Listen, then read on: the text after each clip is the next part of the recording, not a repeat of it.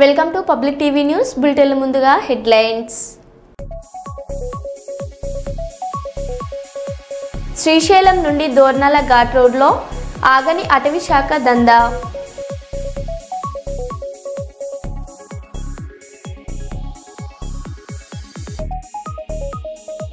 తిరుమల శ్రీవారిని కుటుంబ సమేతంగా దర్శించుకున్న మంత్రి పొన్నం ప్రభాకర్.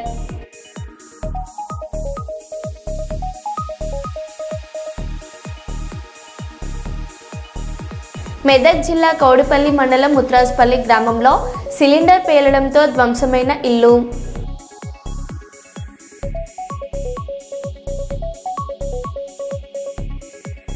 చాకలి ఐలమ్మ వర్ధంతి వేడుకల్లో పాల్గొన్న మాజీ ఎమ్మెల్యే గండ్ర వెంకటరమణారెడ్డి.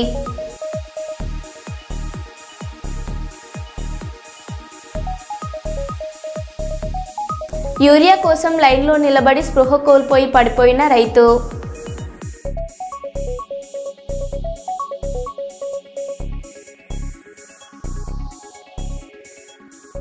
ఇక వివరాల్లోకి వెళ్తే, కరీంనగర్ పట్టణంలోని ఓ ప్రైవేట్ ఆసుపత్రిలో జ్వరంతో చికిత్స పొందుతున్న యువతిపై లైంగిక దాడి జరిగిన ఘటన వెలుగు చూసింది.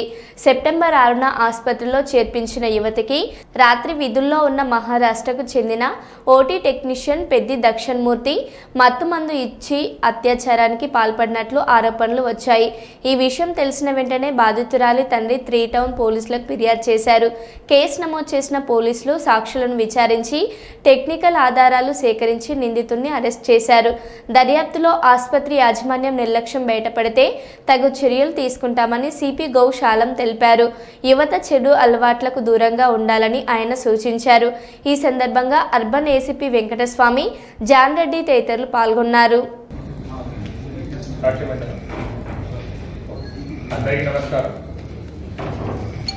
ఈరోజు కరీంనగర్ పోలీస్ హెడ్ క్వార్టర్స్లో అది ప్రెస్ మీటింగ్ పెట్టడం జరిగింది.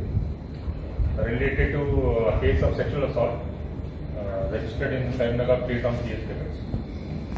Case fact ఏంటి అంటే మనకి 7 September early morning ఇన్ఫర్మేషన్ వచ్చింది regarding complaint of sexual assault in private hospital in Karimnagar town. Complaint వచ్చిన తర్వాత SHO 3 Town he visited the hospital and verified the facts. And investigation lo vachina details ippudu will tell in this press briefing. A young lady victim was admitted in this private hospital on 6th September because of typhoid fever. Then 7th September early morning between 2 a.m. 3 a.m.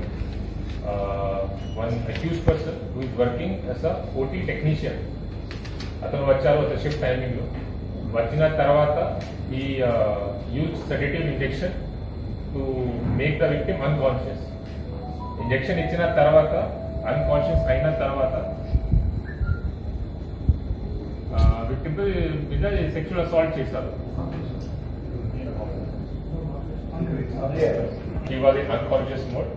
అప్పుడు ఆమె మీద sexual assault చేశారు. Sexual assault చేసిన తర్వాత he informed the relatives of the victim regarding some medical problem. Kani victim ki telisindi that something bad has happened. She has witnessed the time till the time injection was administered to her.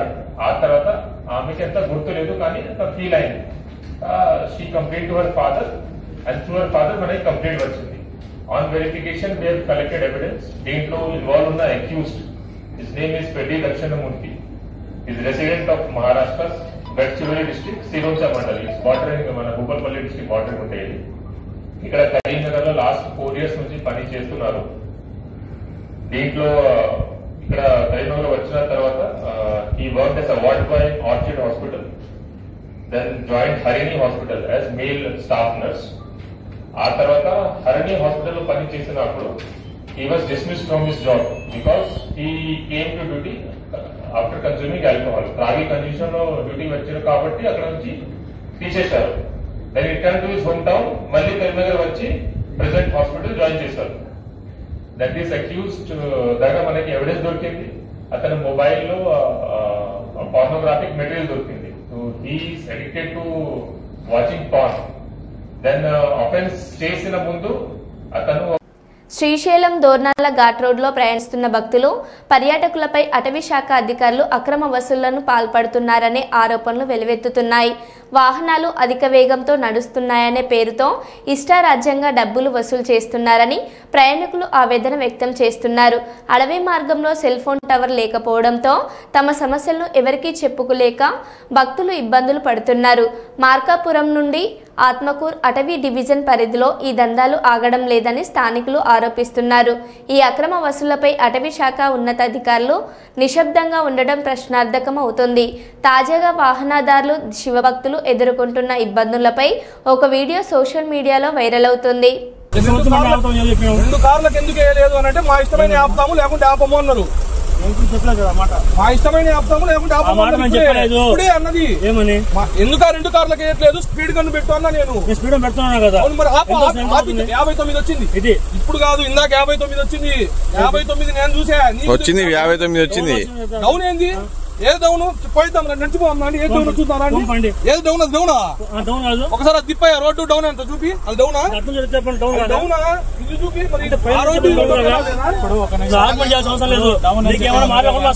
మాట్లాడుకోండి. Phone చేయండి మాట్లాడు చేసుకో. Phone చేయరా. Kurnool market యార్డ్లో రైతులు తెచ్చిన ఉల్లి ఉత్పత్తులను జిల్లా కలెక్టర్ పి రంజిత్ బాషా పరిశీలించారు. ఈ సందర్భంగా రైతులతో మాట్లాడి వారి సమస్యలను తెలుసుకున్నారు. ఈ కార్యక్రమంలో SP Vikrant Patil, joint collector doctor B Navya పాల్గొన్నారు.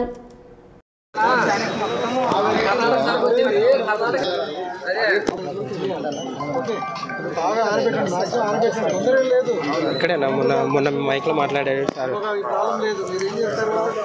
ఆరే వరకు ఉండండి. ఇప్పుడు ఏమవుతుందంటే మీరు ఇప్పుడు ఇచ్చిపోయిన తర్వాత వాడికి పంపిస్తేనే ఏమవుతుంది, అది డ్యామేజ్ ఏం చేస్తారు వాడు 3 కళ్ళు కర్నూలు బాగాలేదు అని చెప్పేసి అందరికి కావాలి. అర్థమైందా? వర్షం పడింది అర్థం చేసుకుంటాం. వర్షం వచ్చింది కాబట్టి ఈ సిచ్యువేషన్ 30 ఏళ్ళ నుండి చెప్పలేదు. 20 రోజులు కంటిన్యూ వర్షం పడింది. అందుకే గవర్నమెంట్ ఇప్పుడు డిసిషన్ తీసుకున్నారు. అందరికీ ఈ థియేటర్ ఎంతకున్నా డిఫరెన్స్ అమౌంట్ 12 రూపాయలు మనం ఇస్తాం గవర్నమెంట్ ఇస్తాం.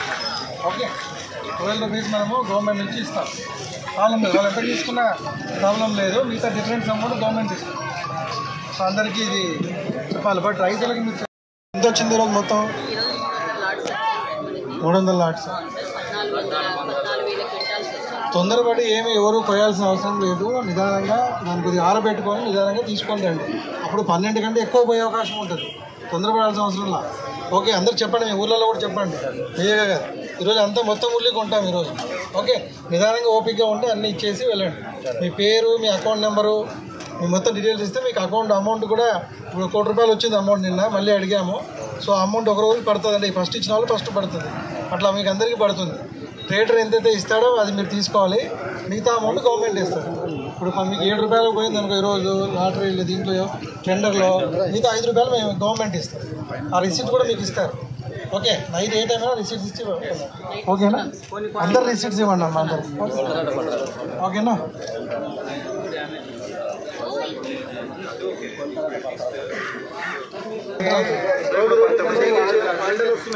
మీరు రైతులు మన ఫార్మర్స్ అందరికి చెప్పండి.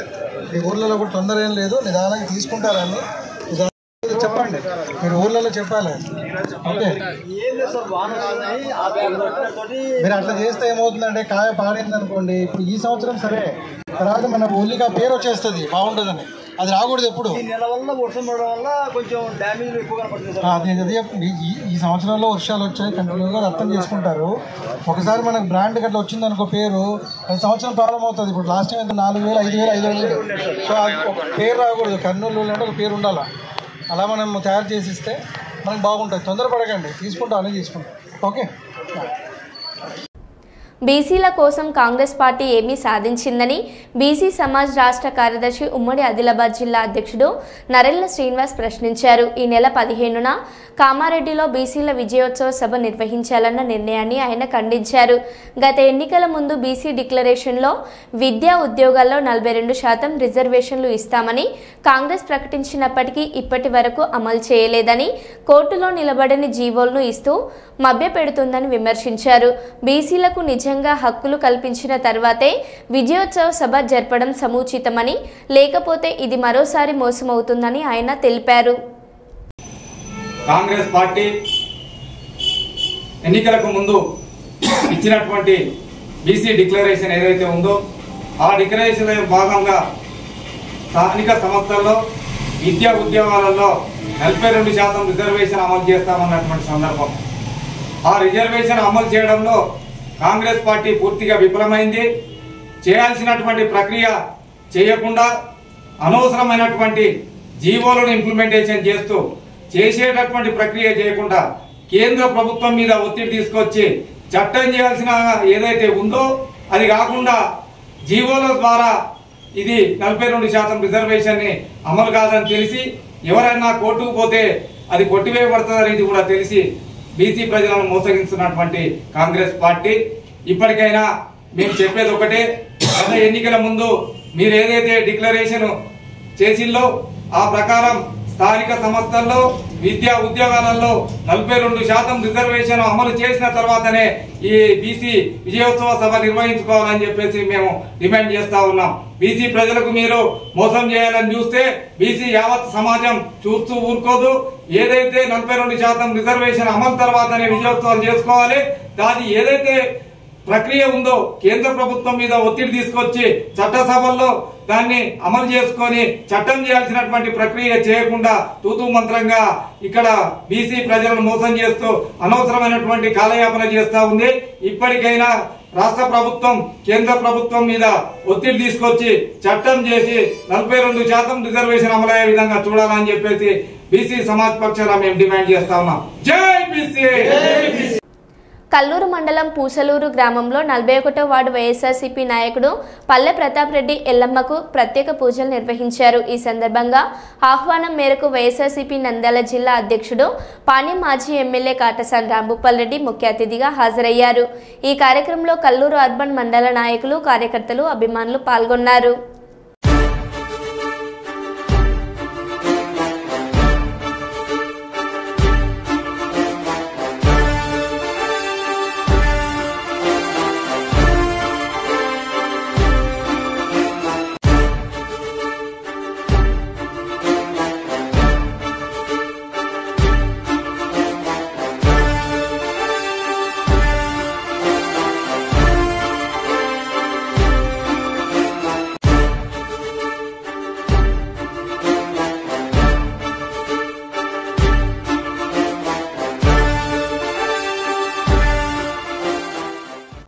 మేడ్చల్ మల్కాజ్గిరి జిల్లా ప్రెస్ క్లబ్ నూతన కమిటీని మంగళవారం ఎన్నుకున్నారు.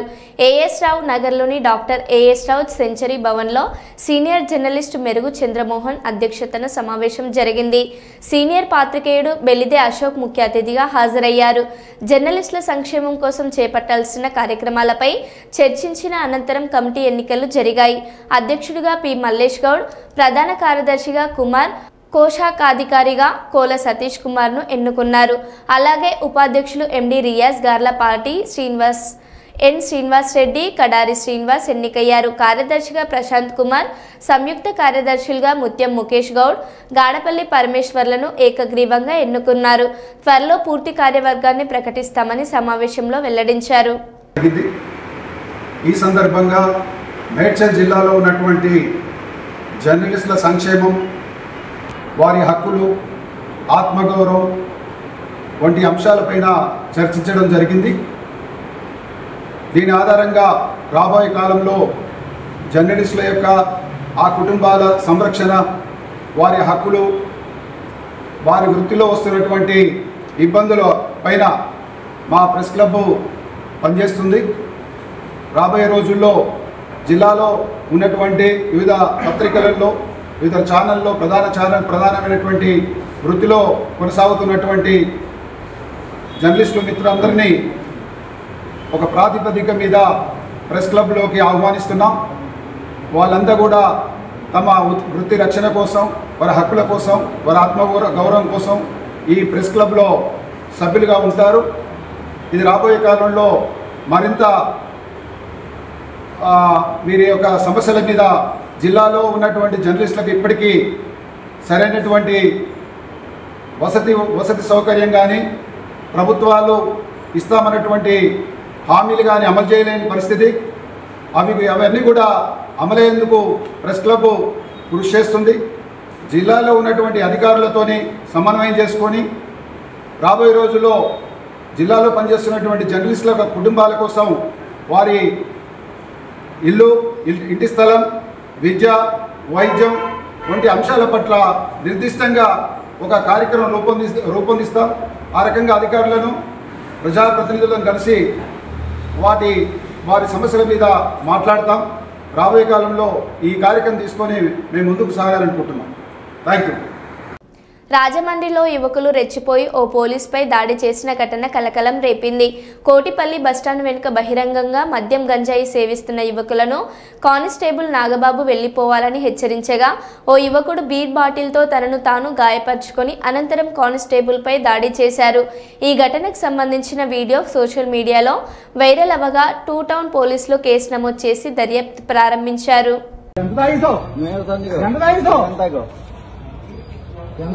బిలో గవర్నమెంట్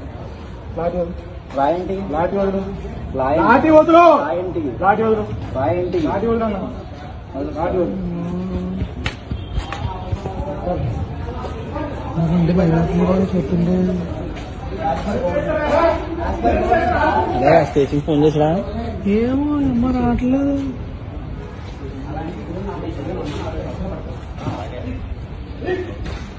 అయ్యి బాబోయ్ ఆపండ్రా బాబు మనోడిని.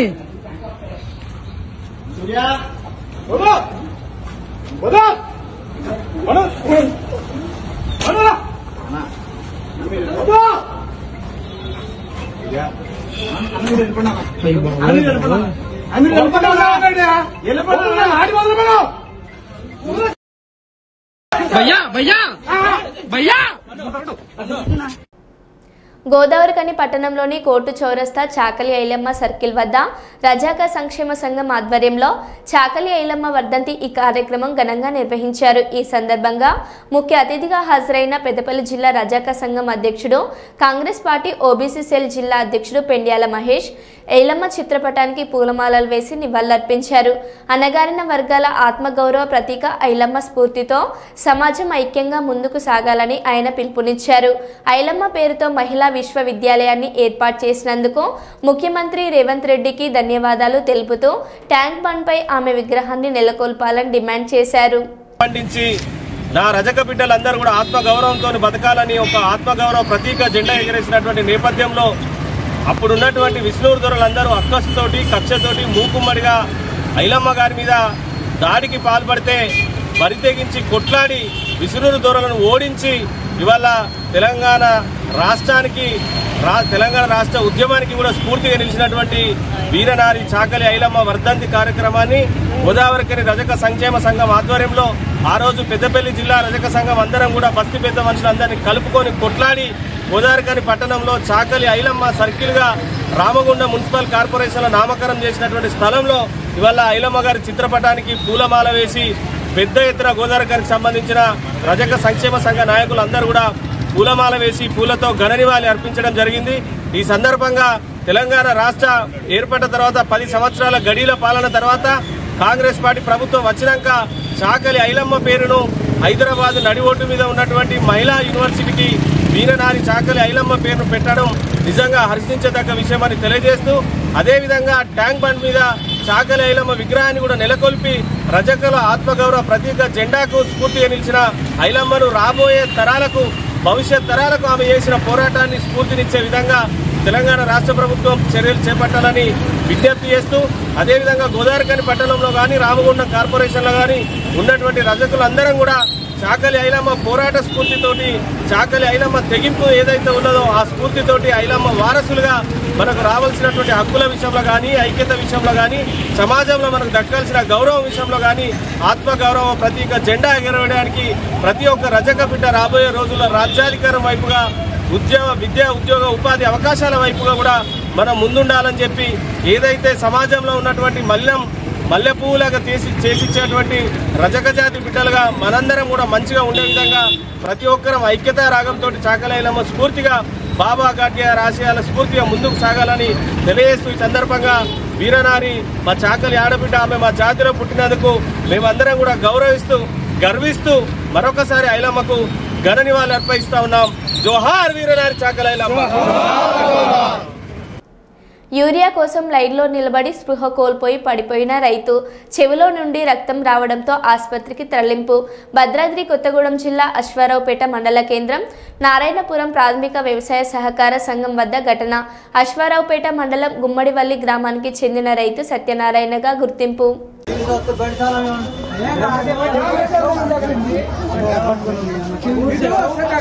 పడిపోయిండు సడన్ గా బండి సైడ్ పడిపోయి గోడ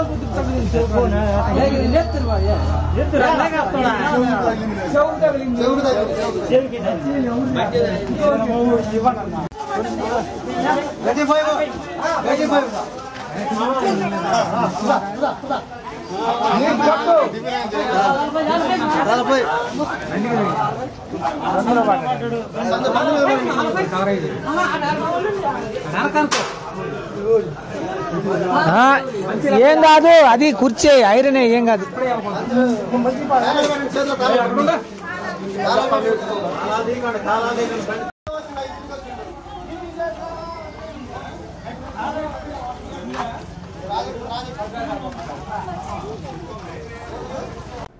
నిజాం నవాబుకి ఆయన తొత్తులైన భూస్వాములకు వ్యతిరేకంగా జరిగిన తెలంగాణ సాయుధ పోరాటంలో తన ఇల్లునే కార్యాలయంగా మార్చి భూమి కోసం, భుక్తి కోసం, వెట్టి చాకిరి విముక్తి కోసం పోరాడి తెలంగాణ ప్రజల తెలుగువను పోరాట స్ఫూర్తిని ప్రపంచానికి చాటిన నిప్పు కణిక మన తెలంగాణ వీర వనిత చాకలి ఐలమ్మ గారి వర్ధంతి సందర్భంగా భూపాలపల్లి సుభాష్ కాలనీలోని బస్టాండ్ సెంటర్లోని చాకలి ఐలమ్మ గారి విగ్రహానికి పూలమాలలు వేసి ఘన నివాళులర్పించిన భూపాలపల్లి మాజీ ఎమ్మెల్యే గండ్ర వెంకటరమణారెడ్డి గారు మరియు బీఆర్ఎస్ పార్టీ నాయకులు, కార్యకర్తలు.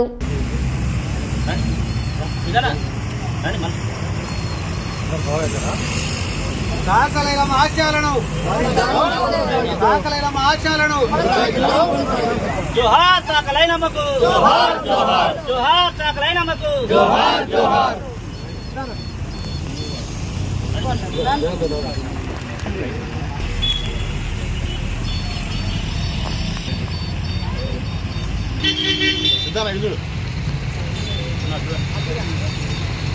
జై రాజక, జై.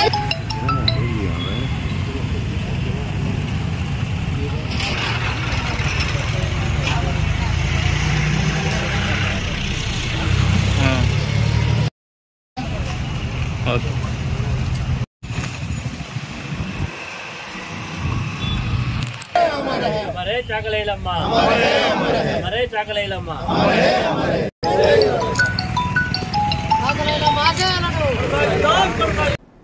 మోలియపుట్టి మండలం మురుకుంటి భద్ర గ్రామంలో ఉన్న మండల పరిషత్ ప్రాథమిక పాఠశాలను వైఎస్ఆర్సీపీ రాష్ట్ర క్రమశిక్షణ కమిటీ సభ్యురాలు మాజీ ఎమ్మెల్యే రెడ్డి శాంతి మండల నాయకులతో కలిసి సందర్శించారు. తాజాగా కురిసిన వర్షాలకు పాఠశాల తరగతి గదుల పైకప్పు పెచ్చులు ఊడిపడి గదుల్లో నీరు నిలిచిపోయింది. దీంతో చిన్న పిల్లలు తీవ్ర ఇబ్బందులు పడుతున్నారని స్థానిక ప్రజలు ఆమెకు వివరించారు. ఈ పరిస్థితిని చూసి చెలించిపోయిన రెడ్డి శాంతి ప్రజలు, విద్యార్థులు ఎదుర్కొంటున్న సమస్యలపై ఆందోళన వ్యక్తం చేశారు. రెడ్డి శాంతి మాట్లాడుతూ జగనన్న పాలనలో ఇలాంటి పాఠశాలలను నాడు నేడు కార్యక్రమం కింద వెంటనే బాగు చేసేవారని గుర్తు చేశారు. కానీ ప్రస్తుత చంద్రబాబు ప్రభుత్వం విద్యార్థుల పట్ల నిర్లక్ష్యంగా వ్యవహరిస్తుందని, నిరంకుశ పాలన సాగిస్తుందని ఆమె వివరించారు.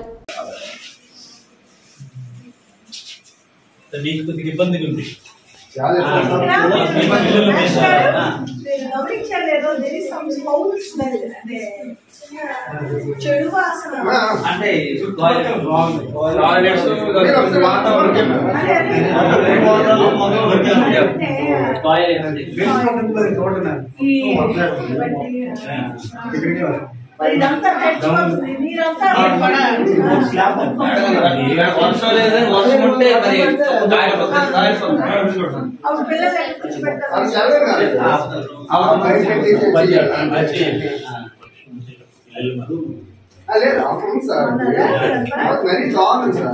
God bless you.